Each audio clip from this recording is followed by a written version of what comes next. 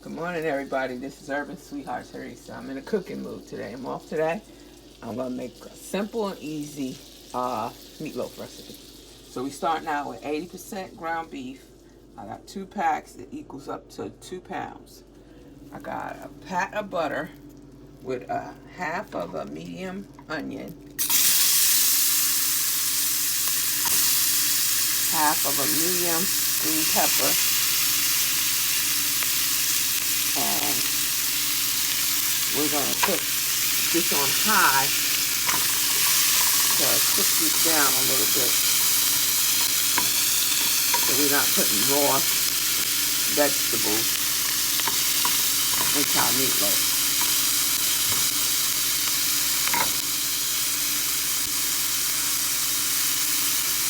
Guess I could have cut that a little bit better. Yeah, I get the point. It's gonna break up anyway. Alright, like I said, I got this on high. Just trying to, I'm not even gonna say sweat it down. Like I said, we just don't want to put a big old thing of raw vegetables in our meatloaf, because the meatloaf only gonna cook about an hour. It's not gonna be enough time to cook these vegetables all the way down. Also, we have 2 cloves of garlic that we're gonna add towards the end. Alright, so to this, we're going to add 2 eggs. I got panko breadcrumbs. I'm going to use a cup. You could use regular bread and just, make these breadcrumbs yourself. Use a half a cup of whole milk. And I'm going to put that with the breadcrumbs.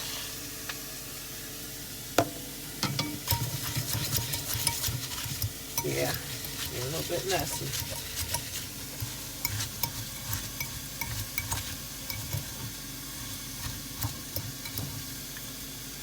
Might add a little bit more milk, because I want the breadcrumbs to get moist, but not ridiculous. So if it's a little bit too much, all you need to do is when you're ready to put it in the meatloaf is squeeze it out. Don't put all that milk. You just want to soak the breadcrumbs to get them soft. You're pretty much making them binding for the meatloaf. See how I'm getting that nice color on them real fast? That's why I got it up on high.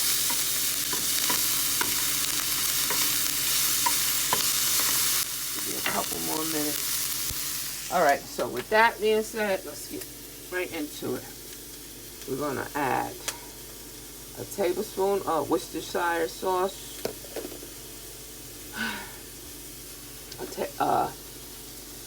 a nice little squeeze of yellow mustard,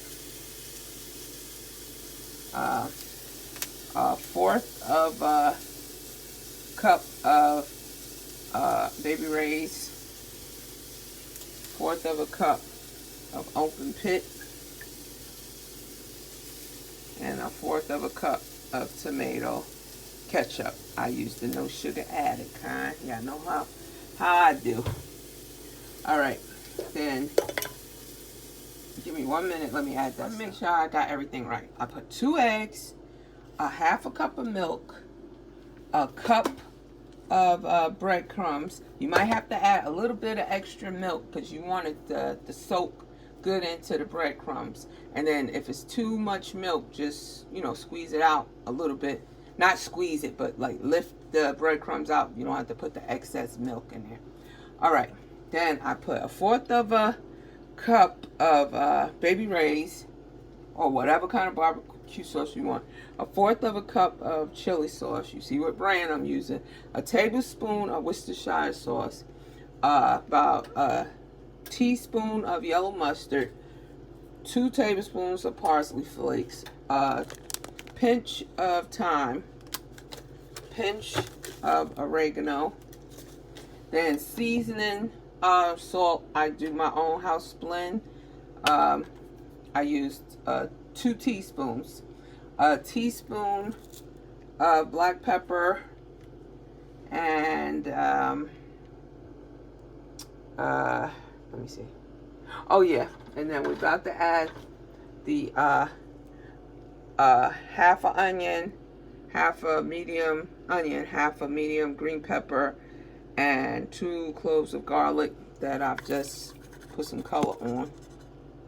All right, and we're gonna stir all this together real fast. I'm gonna have to use my hands. I'll be right back. Okay, so I've put my, I mixed up my ground beef. Make sure your vegetables that you heated up, onions, green peppers, and garlic, has cooled off before you put it in with your meat and eggs and stuff. Then you mix it together. Don't over mix it. You don't want your meat to get tough. I used 2 containers because I didn't have one big enough, so I just made 2. All right, for the glaze, we put 1/4 of a cup of chili sauce, 1/4 of a cup of ketchup. You see I'm using no sugar ketchup. You can use, no sugar. You can use one with sugar or whatever your choice. And I use a cup of this. I didn't go with the Baby Ray's because Baby Ray's would have made it too sweet. So I just mixed it up a little.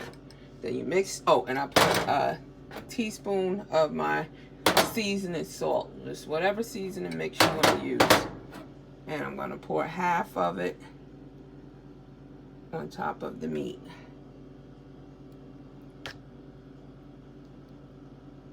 As you see, folks, washing dishes as you go. That's why I took a little break and washed up the dishes. It was getting piling high. All right, so I'm just spreading this. Make sure it's all over the meat.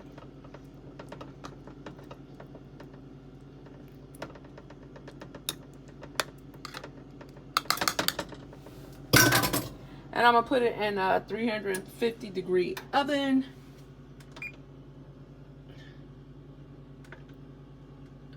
For 30 minutes. So, after 30 minutes, we're going to take it out of the oven. Pour off any excess grease. And then add the rest of the this mixture right here. Y'all don't laugh at me. All right, be back in 30 minutes. Okay, everybody. So it's been 30 minutes.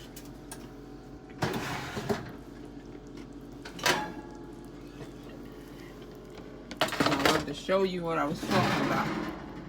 You see how I got a layer of grease?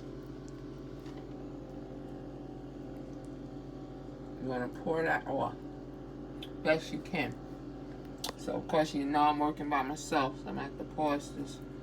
Pour it off. Okay, so when you pour it off, be careful because you see the smaller ones start to crack a little bit. Take your time when you're pouring it off. And some of your little glaze is going to come off too. That's why you hold on to some. You see how the pockets are going to come? I probably could pour a little bit more off this one.